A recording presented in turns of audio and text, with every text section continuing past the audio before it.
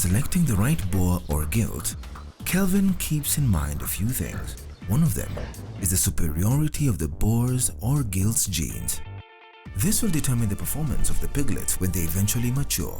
For the boar, you make sure it should not be aggressive, especially to human, and the other sows, for example, which are not on heat. And then secondly, for the boar, specifically the hind legs must be of sound heaviness, and the hooves of the hind leg, all the 8 hooves, the lower 2 and the upper 2, they must all be in good health condition. Because if any of those is not, then chances are if it's the lower ones, then it will not be able to stand on its rear legs. But if it's the other upper 2, then that means sometimes if it gets a sow which is slightly taller than it, then it will be sliding off. And that way you will end up wasting time with the sow. Once you've established that the sow and the boar, they were superior quality, then you come to the gilt itself. How many teeth does it have? It should not have less than 18 teeth. Then you look at the health of itself. Does it look weakling? Does it have all the teeth? Does it have all the hooves? Is it walking up straight? Because should it have like a bent body structure when it's not pregnant? Now imagine if it's carrying 15 piglets. Also try and find out how this gilt was raised. A proper feeding structure when it was starting up and the stress levels it had, those will determine actually how it gives birth and a lot of things when it's maturing. Inducing heat is common in the pig farming community, and for a good reason. A gilt or sow may have reached the required time to go on heat, but instead shows reluctance, thereby foiling all the pig farmers' attempts. Natural methods, such as spraying the boar's urine on the gilt or sow, keeping the boar around in the same house as the sow, or even removing the piglets, are methods that Kelvin has thought of.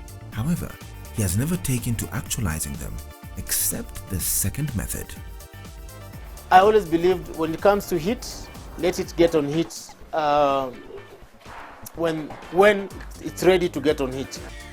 The gestation for the farrowing pig is 115 days or 4 months, with an average litter of between 12 and 16 piglets. For this to be successful and smooth, Kelvin ensures that his team takes great care of the farrowing pigs. We have 2 ways of treating, making sure the house is clean. Not only the farrowing pen, but our entire house. And this we've learned from experience. And the experience was we were once hit by swine flu. So in doing that, we always clean our houses first with iodine and then with magadi. We mix it with water, use the water to clean the house. Secondly, after that, we just sprinkle a lot of it on the floor just to ensure that the pathogens and the viruses, because all those with the magadi, they don't see eye to eye. So we use a lot of that. In the water that we give our pigs, we add a little bit of magadi, not a lot, but a little bit. High conception rates are vital to productivity on any sow farm, be it farrow to wean, farrow to feed a pig, or farrow to finish. According to Kelvin, this year's conception rate is the lowest since he started pig farming in 2013. My sows, when we started, we were doing on average 15 to 18. We were able to maintain that number until last year November, when I noticed we've now started to average between 10 and 15. And when I noticed that, that's when I took the decision to get rid of all my sows and boar and remove all, in fact clear the entire stock with the exception of the 2 sows. Like humans, pigs can carry diseases that can greatly harm their health. One such disease is the swine flu, which Kelvin has experienced. Swine flu is caused by a virus smaller than a bacterium and cannot grow or reproduce without a living organism. From the main road to the farm here, the road by then was purely black cotton, it just been made, and the lorry got stuck. That day I lost 14 mother sows. Out of those 14 sows, 10 were pregnant. By the time we managed to get that fetch from that mud and we managed to get it to the farm, the heat inside and the stress, those had already died. Then getting them here, of course, even the other one, the gills and the piglets, with the stress, you end up losing, the time they'll have matured, you end up losing a few weeks to a few months. Because now, before they recover from the stress, now they get used to the place, this and that, time is already lost. Experiencing challenges are sometimes the things that make life interesting, and overcoming them is what makes life meaningful. Kelvin has had his own share of challenges in this business, from major losses to a disease wipeout. You buy feeds, you tell them your specifications. At first, they'll supply you according to what you want. Second time, they'll supply you, and then they'll time one day when you're not, they just supply you other things.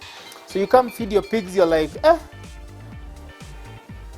Before you realize it's the feed, you've already, the first point of finding out where the problem is, you go to the employees, are you feeding them enough?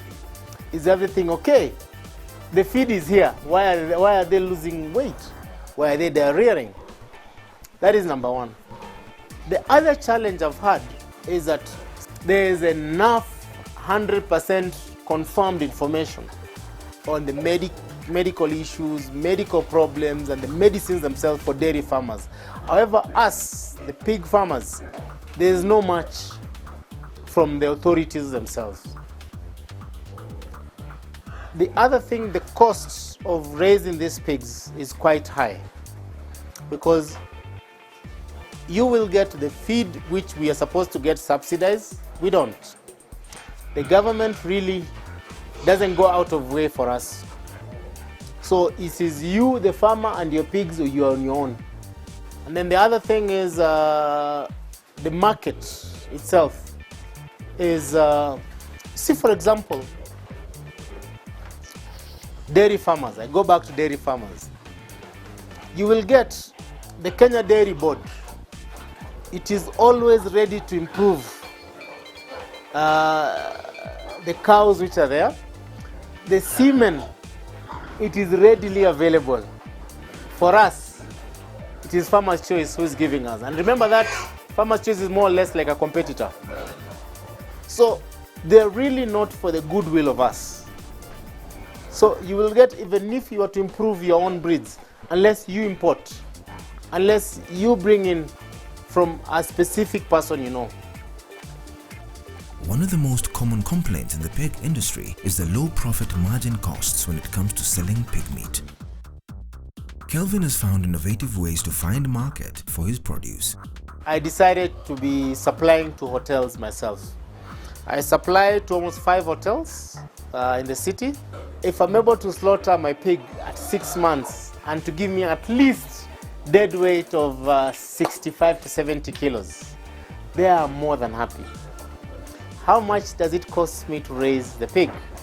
I feed my pigs on average 3 kilos, 3.5. Up to 6 months, including the price of the sow, I'm looking at maximum 10,000 to 12,000.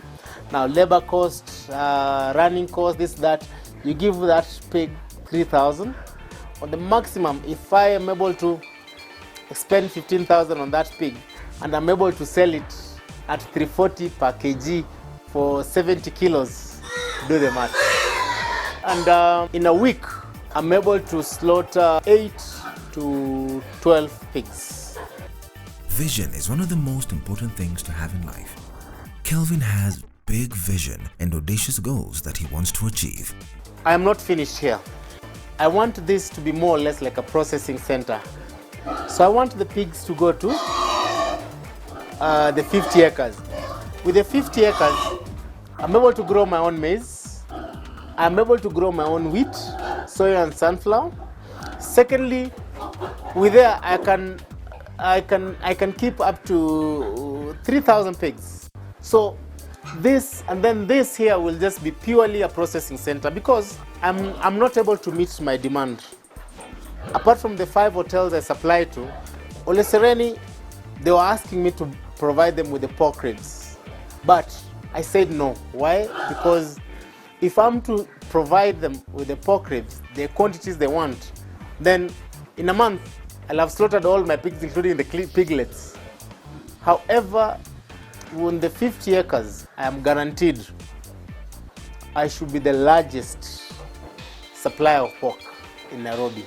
When we asked Kelvin what he could tell his younger self, this is what he had to say. All you just need to do is to believe in yourself and try it. There is more money in farming than it is in the offices when you're employed. To the parents, believe in your kids and enable them to start. Because pushing your kid, your son or daughter to go into a blue-collar job is just delaying them from being rich. And then you can never go wrong with farming. As we wrap up today, always remember to be thankful for each new challenge. Loved the show? Share with us your feedback and questions on our SMS platform 22071.